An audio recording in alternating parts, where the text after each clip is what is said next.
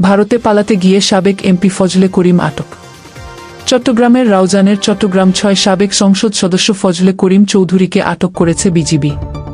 তিনি ব্রাহ্মণবাড়িয়ার আখাউড়া সীমান্ত দিয়ে অবৈধভাবে ভারতে পালিয়ে যাচ্ছিলেন। বৃহস্পতিবার ১২ সেপ্টেম্বর বিজিবি সদর দপ্তরের জনসংযোগ কর্মকর্তা শরীফুল ইসলাম এ তথ্য নিশ্চিত করেছেন।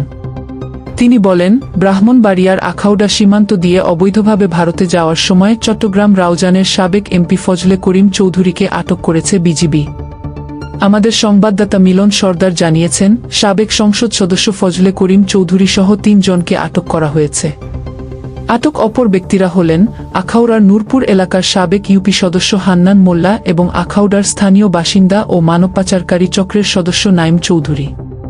আটক ব্যক্তিদের আখাউড়া থানায় হস্তান্তরের কার্যক্রম প্রক্রিয়াধীন রয়েছে।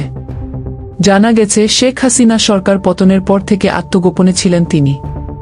ইতোমধ্যে তার বিরুদ্ধে চট্টগ্রাম ও রাউজানে একাধিক মামলা দায়ের করা হয়েছে।